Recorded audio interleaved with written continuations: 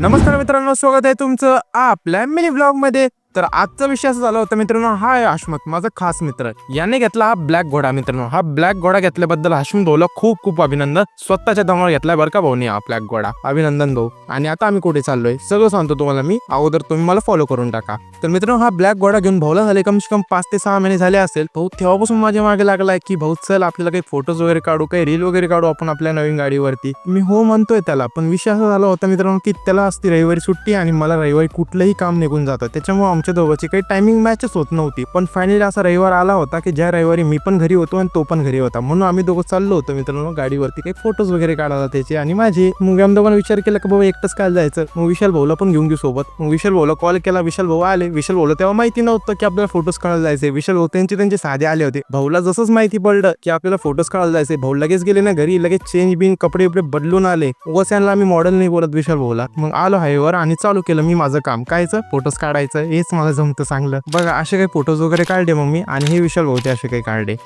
मग location change केले आम्ही. कन्नडी टेकडे आहे तिथे गेलो. हे बघा, हे आहे आमच्या कन्नडीतील पॉलिटेक्निक कॉलेज. याच्या जवळ पण काही फोटोज वगैरे काढून घेतले मित्रांनो आम्ही. आणि हे कॉलेज दिसल्यामुळे मित्रांनो आम्हाला आमच्या शाळेचे दिवस आठवले. आम्ही एकाच वर्गामधले मित्र आहे तिघं पण, त्याच्यामुळे आमच्या जुन्या गोष्टी आठवल्या आम्हाला. तर अशा प्रकारे काही माझा हा रविवार गेला मित्रांनो फोटोज काढण्यामध्ये आणि आपल्या जुन्या मित्रांसोबत. ओके, तर अशाच मिनी ब्लॉग साठी आपल्या चॅनलला सबस्क्राईब करा मित्रांनो. भेटू आणखी एक नवीन ब्लॉग मध्ये. Thank you for the watching.